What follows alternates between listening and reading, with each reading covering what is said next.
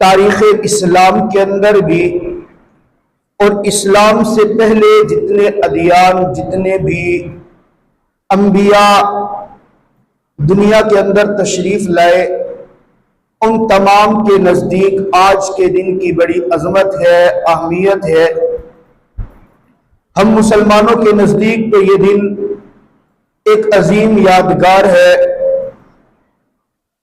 اس دن کے اندر ہمارے لیے ایک خوشی بھی ہے اور ایک غم بھی ہے۔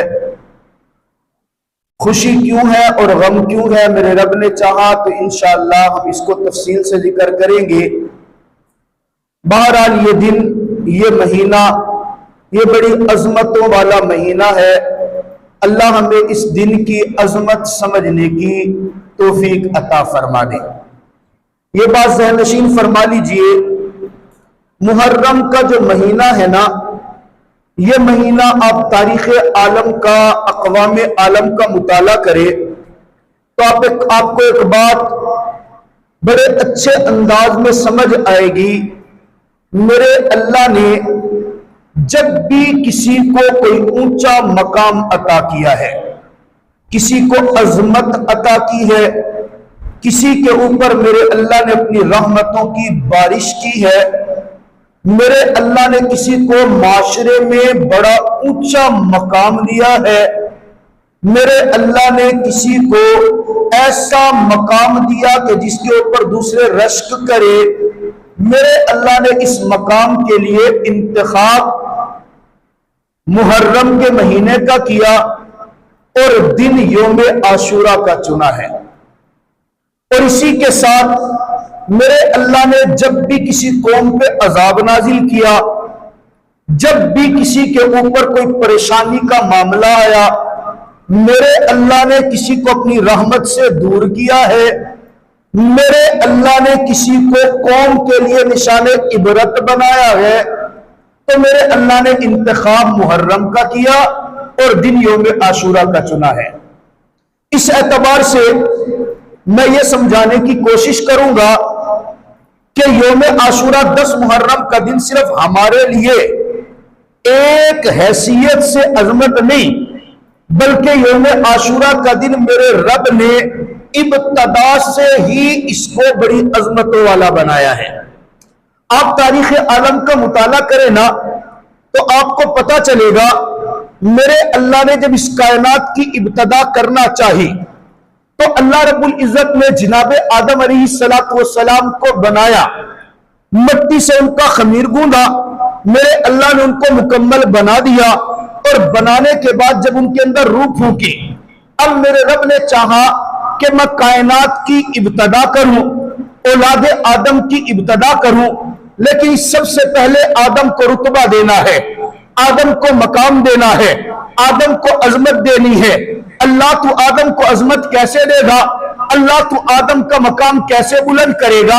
میرے رب نے قرآن میں واضح بتایا، وَإِذْ قَالَ رَبُّكَ لِلْمَلَائِكَةِ، میں آدم کو مقام یوں دے رہا تھا کہ جس وقت میں نے آدم کو اپنا خلیفہ بنایا ہے، میں نے سارے فرشتوں کو اکٹھا کر کے کہا، اے فرشتوں اسجدوا لآدم، میں تمہیں بتانا چاہ رہا ہوں کہ تم میرے نور سے ضرور بنے ہو، تم میری عبادت ضرور کرتے ہو، تو تم میرے رکوع کے اندر ضرور کھڑے ہو، لیکن آدم وہ ہے جس کو میں نے اپنا خلیفہ بنایا ہے، اور جو میرا خلیفہ ہوگا، جیسے مجھے سجدہ کرتے ہو ویسے میرے خلیفہ کو سجدہ کرنا پڑے گا، جیسے میری عظمت کرتے ہو ویسے میرے خلیفہ کی عظمت ماننی پڑے گی۔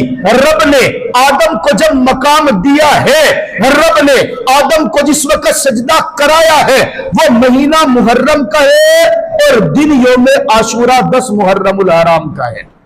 اللہ نے آدم کو عظمت دے دی، اللہ نے آدم کو مقام دے دیا، لیکن این اسی وقت ایک فرد، ایک شخص، ایک ایسی ذات جو فرشتہ نہیں ہے لیکن عبادت رب کی اتنی کی، لکھنے والوں نے لکھا کہ اس کائنات کے اندر کوئی ایک چپا جتنی جگہ بھی ایسی نہیں ہے جس کے اوپر اس نے سجدہ نہ کیا ہو، جس کے اوپر اس نے عبادت نہ کی ہو۔ 500 سال تک رب ذوالجلال کی عبادت کرتے ہیں، اور میرا رب اس سے اتنا خوش ہوتا ہے وہ فرشتہ نہیں ہے، میرا رب اٹھا کے اس کو جنت کے اندر بلا لیتے، میرا رب اس کو فرشتوں کے اندر رکھ لیتے۔ ایک وہ وقت ہوتے جب میرا رب اس کو فرشتوں میں شمار کر لیتے، لیکن رب کو پتا تھا اے فرشتہ کے اندر راون بیڑا دا نہیں، اس کو ایک وقت چھانا لگنا ہے۔ وہ کب وقت ہے؟ وہی وقت، وہی مہینہ جب میرا رب آدم کو مقام دے رہے، جب میرا رب آدم کو عظمت دے رہے، جب میرا رب آدم کو رفعت دے رہے، جب میرا رب آدم کو سجدہ کرا رہے، این اسی وقت کے اندر وہ جو فرشتہ نہیں فرشتوں میں شامل کر لیا، وہ جس نے 500 سال عبادت کر لی، وہ جس کو میرے رب نے مقام دیا تھا، لیکن اس نے آدم کی عظمت کو ماننے سے انکار کیا، آدم کو سجدہ کرنے سے انکار کیا، آدم کی رفعت کو ساتھ نفرت کی، میرے رب نے اس کو اسی وقت، اسی مہینے اور اسی دن جب آدم کو عظمت دی جا رہی ہے، میرا رب اس کو حکم دیتا فخرج فإنک رجیم، میری جنت کے اندر سے ہمیشہ کے لیے نکل جا۔ دن کون سا ہے؟ یوم عاشورہ 10 محرم الحرام کا۔ مہینہ کون سا ہے؟ محرم الحرام کا۔ اللہ رب العزت نے ابتدا سے لے کر آدم کے بعد نوح علیہ السلام نے 950 سال اپنی قوم کو رب کی طرف بلایا، 950 سال ربوبیت کی دعوت دی، وحدانیت کی دعوت دی، بالآخر 950 سال کے بعد ہاتھ اٹھا دیے نا، نوح علیہ السلام نے ہاتھ اٹھا کر کے کہا اللہ میری قوم مانتی نہیں ہے، ربا میں تجھ سے دعا کرتا ہوں اس کو عذاب دے دے۔ میرے رب نے فرمایا اچھا اے نوح میرا حکم مان کر کشتی بنا دے۔ اللہ میں تو ریگستانی علاقے میں ہوں، اللہ یہاں تو بارش بھی نہیں آتی، اللہ میں کشتی بناؤں گا لوگ مذاق کریں گے، اللہ میں کشتی بناؤں گا لوگ تو میرے اوپر ہنسیں گے۔ میرے رب نے فرمایا میرا حکم مان کر کشتی بنانا تیرا کام ہے، اور جب طوفان آئے گا نا اس کشتی میں تجھے بھی اور تیرے ماننے والوں کو بھی بچانا، کامیاب کر کے دکھا دینا مجھے رب ذوالجلال کا کام ہے۔ اچھا وہ جب طوفان آیا تھا نا 6 مہینے طوفان میں کشتی گھومتی رہی، اور وہ طوفان کے اندر کشتی والے جس دن اترے تھے، جس مہینے میں اترے تھے، وہ دن بھی، وہ مہینہ بھی محرم کا تھا، اور وہ دن بھی 10 محرم الحرام یوم عاشورہ کا تھا۔ یعقوب علیہ السلام یوسف علیہ السلام سے جدا ہو گئے، حضرت یوسف علیہ السلام کو کنویں کے اندر ڈال دیا گیا، ایک عرصہ کنویں کے اندر رہنے کے بعد کنویں سے نکالے گئے، ایک لمبا عرصہ یوسف علیہ السلام اپنے باپ سے جدا ہوئے، وہ جس دن کنویں سے نکالے محرم کا مہینہ ہے، اور دن یوم عاشورہ 10 محرم الحرام کا ہے، اور لمبے عرصے کے بعد جب باپ کے ساتھ ملاقات ہوتی ہے تو دن یوم عاشورہ کا ہے۔ اور پھر یہاں تک نہیں، آپ صلی اللہ تعالیٰ علیہ وسلم مدینہ منورہ میں آئے، میرے آقا نے دیکھا کہ مدینہ کے یہودی نا 10 محرم کو روزہ رکھتے ہیں، توجہ کرنا، توجہ میں روزے کی بات تب سے بتا رہے ہیں۔ اب کوئی کہتے ہے کہ روزے رکھنے کا جنابے والا کام انہوں نے شروع کیا جو جنابے والا حضرت حسین سے جلتے ہیں، اور خدا کی قسم ہمیں حسین سے محبت ہے، اور حسین سے محبت کیوں نہ ہو؟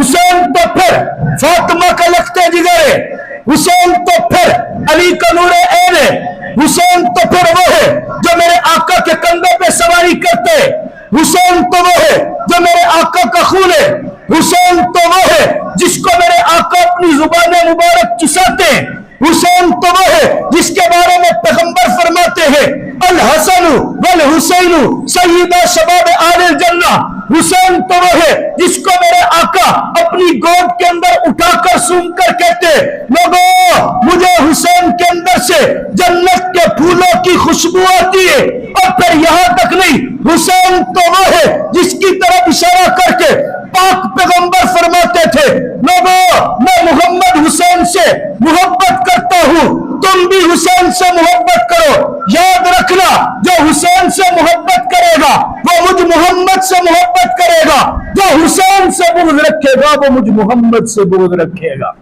ہم میں تو ہمت نہیں ہے، اور پھر حسین تو میرے آقا کا خون ہے، ہم تو خدا کی قسم ہر اس چیز سے محبت رکھتے ہیں جو میرے پیغمبر کی طرف نسبتاً بھی جڑ جاتی ہے۔ اور ہم نے قرآن کو قرآن مانا کیوں؟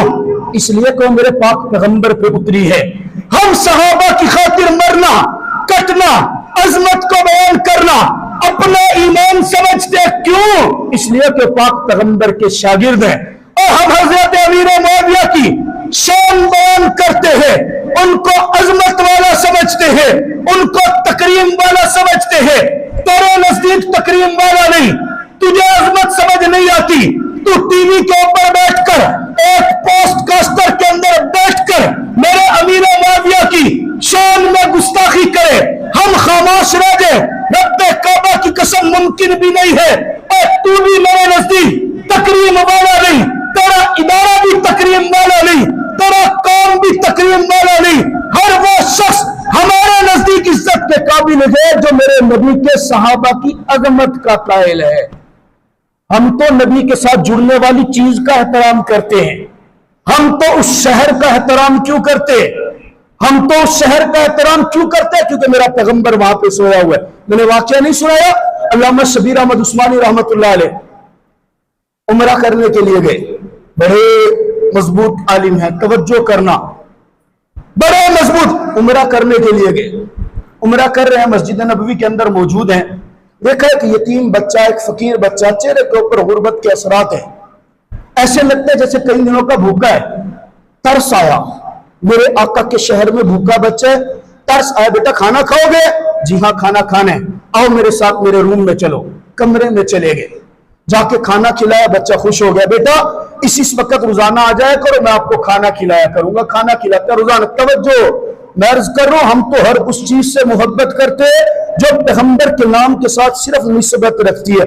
حقیقتاً تعلق ہونا، پیغمبر کا خون ہونا، پیغمبر کے ساتھ جڑا ہونا، پیغمبر کے رشتہ دار ہونا، پیغمبر کے اہل بیت میں سے ہونا، اور اس میں سے ہونا جس کو پیغمبر نے کہا میں اس سے محبت کرتا ہوں، جو اس سے محبت کرے وہ مجھ سے محبت کرے، تو بڑی عظمت کی بات ہے نا۔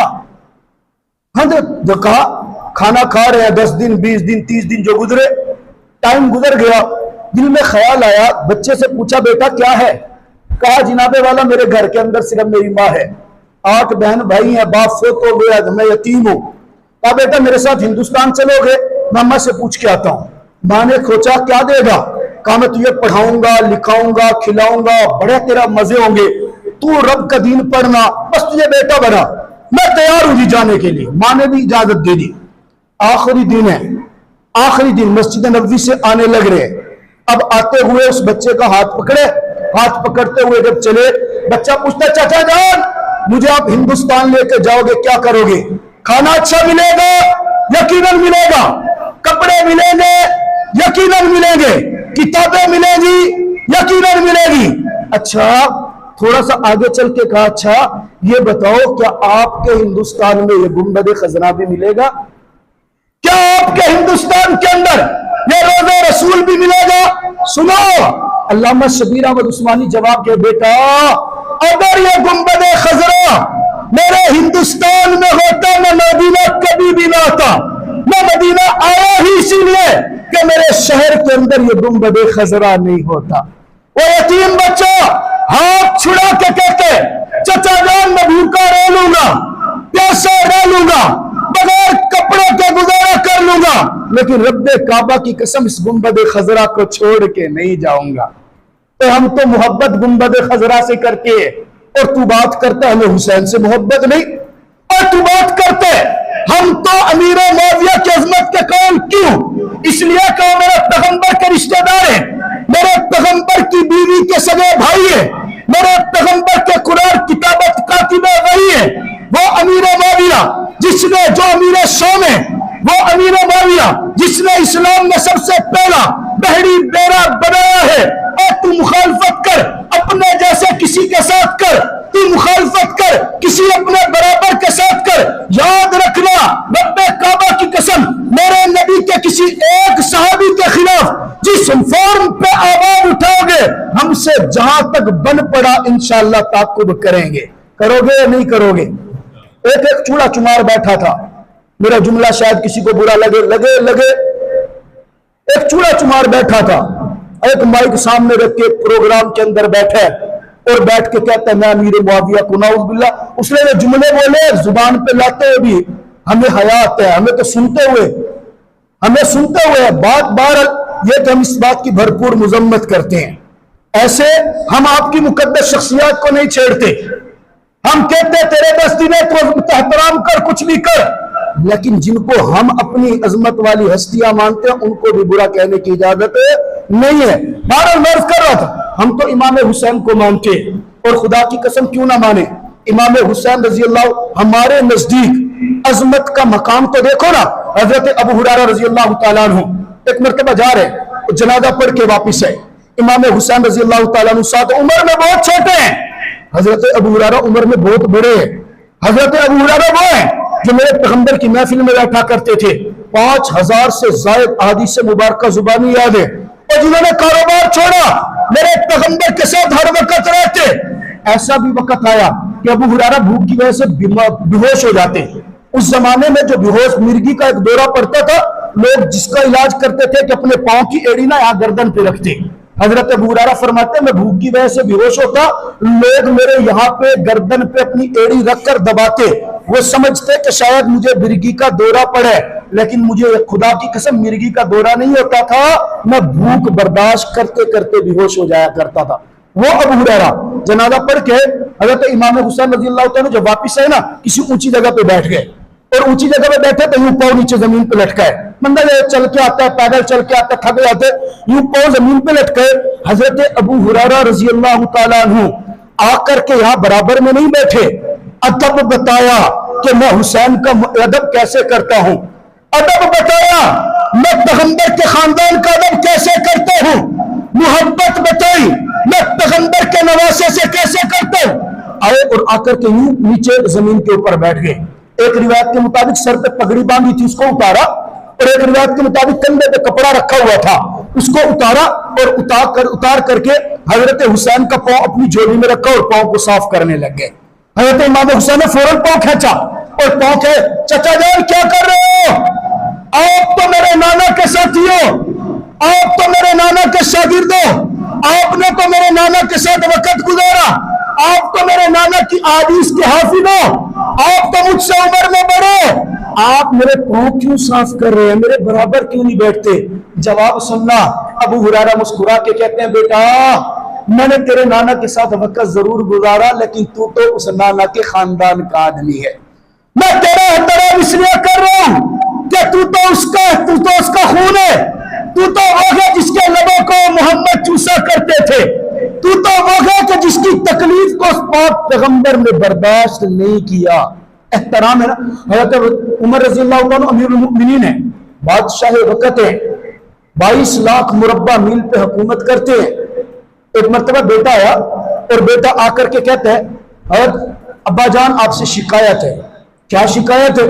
ابا جان آپ وظائف تقسیم کرتے ہیں، ہر مہینے جو وظیفہ ملتا ہے نا، میں عمر میں بڑا ہوں، میں بدر کا بدری صحابی ہوں، میری قربانیاں زیادہ ہیں، میں نے دین کے لیے بڑا کچھ کیا ہے، حسین مجھ سے عمر کے اندر چھوٹا ہے، حسین بدر کے اندر شریک بھی نہیں ہوا، لیکن جب یکم کو وظیفہ ملتا ہے نا اس کو زیادہ ملتا ہے، مجھے کم ملتا ہے، آپ اس کو وظیفہ زیادہ لیتے ہیں مجھے کم کیوں دیتے ہیں؟ شکوہ ہے۔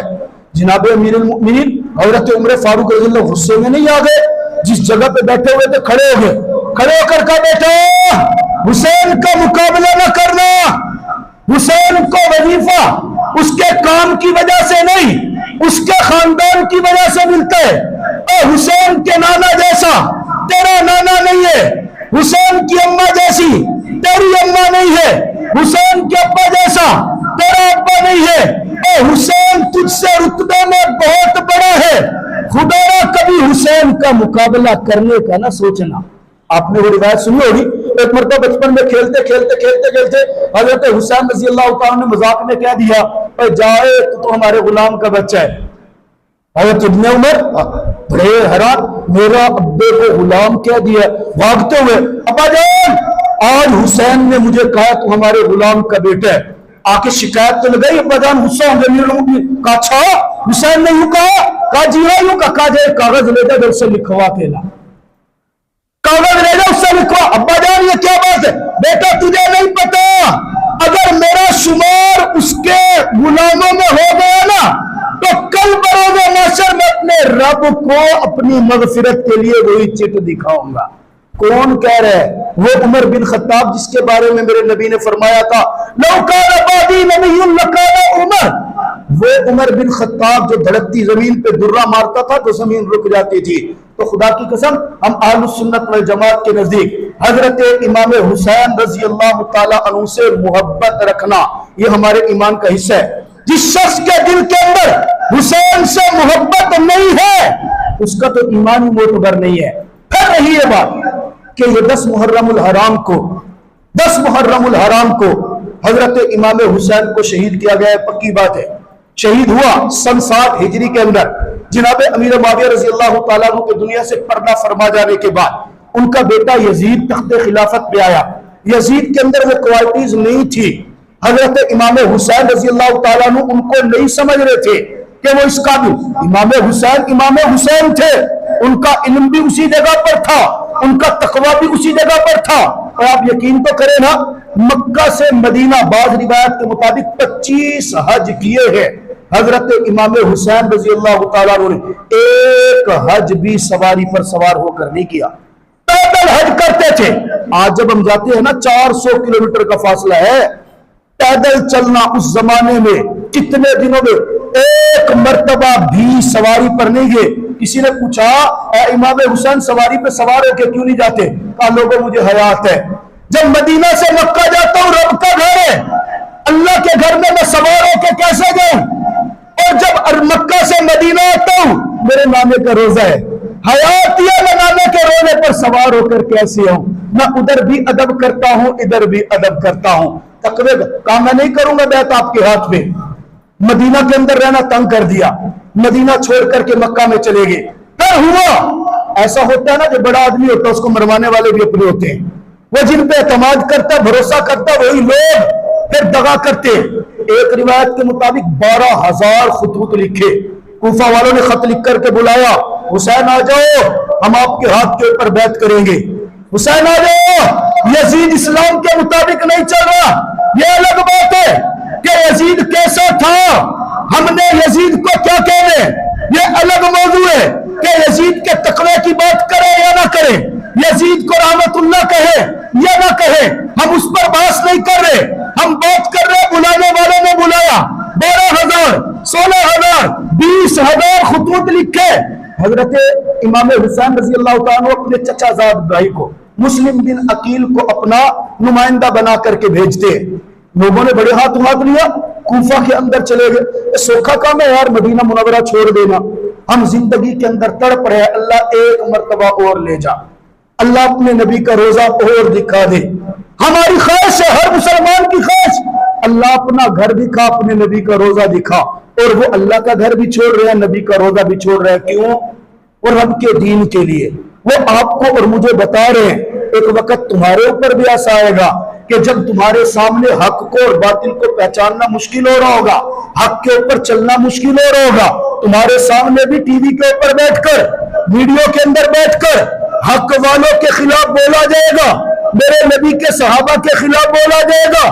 اس وقت کے اندر استقامت دکھانا, ہمت دکھانا, دین والوں کے ساتھ کھڑے ہونا, مخالفوں کے ساتھ کھڑے نہ ہو جانا. حضرت امام حسین رضی اللہ عنہ شہید ہوئے.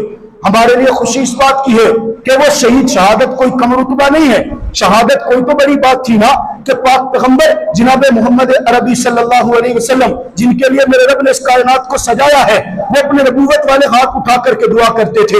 ایک ہی دعا مانگی, لَوَدِدْتُ أَنْ أُقْتَلَ فِي سَبِيلِ اللَّهِ ثُمَّ أُحْيَا ثُمَّ أُقْتَلَ ثُمَّ أُحْيَا ثُمَّ أُقْتَلَ ثُمَّ أُحْيَا ثُمَّ أُقْتَلَ. اللہ میں تیرا پیغمبر ہو کے, اللہ میں امام الانبیاء ہو کے, اللہ میں مقصود کائنات ہو کے, اللہ میں محبوب کائنات ہو کے, اللہ میں خوشبو کائنات ہو کر میں اپنے ہاتھ اٹھا کر کے تجھ سے دعا کر رہا ہوں, اللہ میں تیری راہ کے اندر شہید کر دیا جاؤں, پھر زندہ کیا جاؤں, پھر شہید کیا جاؤں, پھر زندہ کیا جاؤں. اور شہادت میں کوئی تو بات تھی نا کہ اسلام کے پہلے خلیفہ جناب ابو بکر بھی دعا مانگتے ہیں, اللہ مجھے تیرے دین کے لیے شہید کر دیا جائے. اسلام کا دوسرا خلیفہ جناب عمر بن خطاب بھی ہاتھ اٹھا کر کے دعا کرتے ہیں, اللہم انی اسألک شہادتا فی سبیلک, اللہ میں تیرے راستے میں شہید ہونا چاہتا ہوں. کوئی تو بات ہونا کہ عثمان غنی بھی ہاتھ اٹھا کر کے دعا کرتے ہیں, اللہم امیتنی شہیدا واحیینی سعیدا، اللہ مجھے تیرے راستے کے اندر شہید کر دیا جائے۔ مجھے معلوم ہوا وہ جس کو پیغمبر مانگتا ہے وہ بھی کوئی چھوٹی چیز نہیں، جس کو خلیفہ اول مانگے وہ بھی یقیناً بڑا انعام ہے، اور جس کو عمر فاروق نے مانگا وہ بھی یقیناً رب کا انعام ہے، جس کو عثمان غنی مانگتا ہے وہ یقیناً میرے رب کی طرف سے انعام ہے۔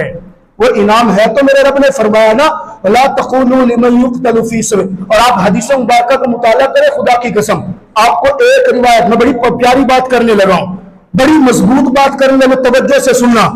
آپ حدیث مبارکہ کا مطالعہ کریں، زندگیاں لگا دیں، ایک حوالہ مجھے نکال کے دکھائیں کہ جس کے اندر یہ ہو کہ جب آدم علیہ السلام جنت میں چلے جائیں گے، نوح علیہ السلام جنت میں چلے جائیں گے، انبیاء، اولیاء، صلحاء، اتقیاء سب جنت میں جائیں گے، میرے اللہ سے کوئی ایک نبی، ولی، غوث، قطب، ابدال یہ درخواست کرے کہ اللہ میں ایک مرتبہ دوبارہ دنیا میں جانا چاہتا ہوں، ایک روایت آپ کو نہیں ملے گی۔ ہاں اگر ملے گی تو پاک پیغمبر فرماتے کل جب شہید میرے رب کے دربار میں پہنچے گا، میرا اللہ شہید کو پوچھے گا ہاں تجھے جنت مل گئی؟ اللہ مل گئی۔ بتا محل ملا؟ اللہ مل گیا۔ بتا حوریں ملی؟ اللہ مل گئی۔ بتا تجھے سونے چاندی کے برتنوں میں کھانا مل رہا ہے؟ اللہ سب کچھ مل رہا ہے۔ بتا تو مجھ سے راضی ہے؟ اللہ میں تجھ سے راضی ہوں۔ بتا تجھے کچھ اور تو نہیں چاہیے؟ شہید کہے گا جی ہاں ربا ابھی ایک خواہش باقی ہے۔ بتا میرا بندہ خواہش کیا ہے؟ اللہ ایک مرتبہ دوبارہ زندگی دے دے، میں دوبارہ دنیا میں جانا چاہتا ہوں۔ بتا کیا کرے گا؟ اللہ میں دوبارہ دنیا میں جا کر تیرے راہ کے اندر دوبارہ سر کو کٹانا چاہتا ہوں۔ ربا میں تیرے جلال کی قسم اٹھا کر کے کہتا ہوں اللہ تیری جنت میں ہر چیز موجود ہے، لیکن وہ مزہ جو تیرے راستے میں گردن کٹانے کا آیا تھا وہ دنیا، وہ جنت کی بھی کسی چیز کے اندر نہیں ہے۔ یہ شہید کہے گا۔ معلوم ہوا شہادت بہت بڑا رتبہ ہے، شہادت میں کوئی لطف۔ اب ہمارے ذہن میں سوال ہے کہ شہادت مان لیا جی، ہم حدیث مبارکہ کو سچا مانتے ہیں، مان لیا کہ شہادت رتبہ ہے، لیکن ہم نے تو دیکھا نا کہ امام حسین کو شہید کیا، گردن اتاری گئی۔ ہم نے تو دیکھا امام حسین کا بدن کے اندر سے خون نکالا گیا۔ ہم نے تو دیکھا کہ امام حسین کا خاندان پیسہ تڑپتا رہا۔ ہم نے تو دیکھا امام حسین کے خاندان کے اوپر ظلم کیا گیا۔ کوئی تو تکلیف بھی ہوئی ہوگی نا؟ کہا نا نا نا نا تکلیف نہیں ہوتی، پاک پیغمبر کا فرمان ہے تمہیں لگتا ہے یہ تڑپ رہا ہے، تمہیں لگتا ہے کہ اس کے بدن کے اندر سے خون نکالا گیا تو اس کو تکلیف ہے، پاک پیغمبر فرماتے ہیں جو میرے رب کے نام پہ ذبح ہوتا ہے اس کو اتنی تکلیف بھی نہیں ہوتی جتنی کہ تمہارے جسم پہ کیڑی کاٹنے کی تکلیف ہو۔ لیکن نے کہا مجھے دلیل دو، میں نے کہا دلیل ملے گی نا، وہ یوسف علیہ السلام کا زمانہ ہے، زلیخا حسن یوسف پہ فدا ہو گئی۔ میں پورا واقعہ نہیں بتاتا، بھی 5 منٹ زیادہ ہو گئے، آخری بات کرو۔ وہ زلیخا یوسف پہ فدا ہو گئی، اور کسی نے کہا نا زلیخا یہ کیا کیا؟ تم ملکہ ہو کے، بادشاہ کی بیوی ہو کے، محلات کے اندر رہتے ہوئے ایک اپنے غلام کے اوپر فدا ہو گئی۔ زلیخا نے کہا انہوں کوئی سمجھ نہ آسی، تجربہ کراما انہوں کو وقت سمجھ آسی۔ وہ ساری عورتوں کی دعوت کر کے اپنے محل میں بٹھایا، سب کے ہاتھ کے اندر ایک پھل دیا، مثال کے طور پہ سیب دیا، ایک تیز چاقو دیا، اور چاقو دے کر کے کہا تم اس کو کاٹ کے کھاؤ، میں بھی تمہیں کچھ دکھاتی ہوں۔ وہ ان کے ایک ہاتھ میں سیب ہے، ایک ہاتھ کے اندر چھری ہے، اور چھری اور سیب پر وہ کاٹنے لگی ہے۔ ادھر سے یوسف کو کہا یوسف جی کیا کرے؟ کہا تو ذرا ان کے سامنے سے گزر جا، بس تو نے ان کے سامنے سے گزرنے۔ توجہ توجہ توجہ، قرآن پاک میں سورہ یوسف میں اللہ آپ کو تفسیر پڑھنے کی توفیق دے دے، اللہ ہمیں قرآن سمجھنے کا موقع دے دے۔ یوسف علیہ السلام معصومیت کے انداز میں آگے سے گزرے، نظر نیچی ہے، جیسے آگے سے گزرے قرآن کہتے ہیں قطعنا ایدیہنہ، وہ جو پھل لے کر کے بیٹھی تھی نا وہ چھری سے پھلوں کو نہیں کاٹ رہی تھی، وہ چھری کے ذریعے سے اپنی انگلیاں کاٹ بیٹھی، انگلیوں کو ہاتھ سے جدا کر دیا، لہو ہو گیا، خون نکلا، کپڑوں پہ گرا، لیکن انہوں نے ٹکٹکی باندھی یوسف کے حسن کی طرف، اور زبان سے کیا کہتی ہے؟ رب کا قرآن کہتا ہے قطعنا ایدیہنہ قلنا حاشا للہ ما ھذا بشرا، یہ تو بندہ ہمیں انسان لگتا ہی نہیں ہے، یہ تو فرشتہ ہے، یہ تو معصوم ہے، اس کے تو چہرے پہ نور کی بہار ہے، یہ کیسا انسان ہے؟ مفسرین فرماتے ہیں اور جو یوسف وہ تو مخلوق ہے نا، وہ تو پھر خالق ہے، اور یوسف تو میرے اللہ کا بندہ ہے نا، وہ جو رب کے پیغمبر کو دیکھ کر جن کو انگلیاں کاٹنے کی تکلیف نہیں ہوئی، بھلا بتاؤ جو رب کے نام پہ شہید ہو رہے اور عین شہادت کے وقت میرا اللہ اس کو اپنا دیدار کرا رہے، اور جو رب کے دیدار بندے کو دیکھنے والیوں کو انگلی کٹنے کی تکلیف نہیں ہے، جو رب کو دیکھ کر جان دے رہا اس کو کہاں سے تکلیف ہوگی؟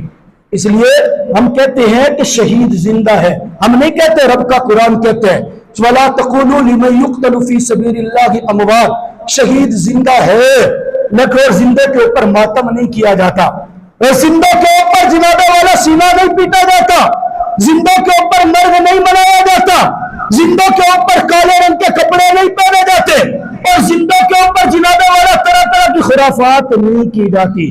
ایک مسلمان کیا کرتا ہے؟ یوم عاشورہ کو حکم ہے پاک پیغمبر کا، ہو سکے نفلی بات ہو سکے تو ایک دن کا روزہ رکھ لو۔ دو حکم یوم عاشورہ کے پاک پیغمبر نے دیے ہیں، اگر ماتم کا حکم ہوتا، سینہ پیٹنے کا حکم ہوتا، ان کے پاس جانے کا حکم ہوتا، نذر و نیاز تقسیم کرنے کا حکم ہوتا تو میرا پیغمبر ضرور دیتا۔ پاک پیغمبر نے فرمایا 10 محرم کا روزہ رکھ لو۔ میں محمد تمہیں بتا رہا ہوں، اگر تم نے 10 محرم کا روزہ رکھ لیا نا، میرا اللہ اس ایک روزے کی برکت سے گزشتہ 1 سال کے گناہوں کو معاف فرما دے گا۔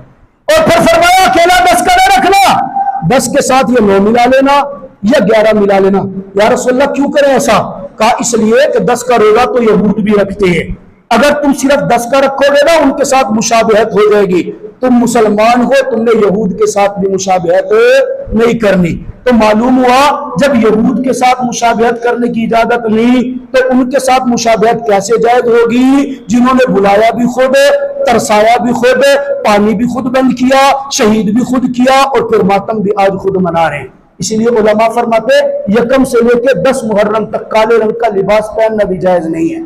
یکم سے لے کے 10 محرم تک جناب والا اپنے سینے کے اوپر سوگ کی نیت سے تھپڑ مارنا بھی جائز نہیں ہے، اس لیے کہ مشابہت ہو جائے گی۔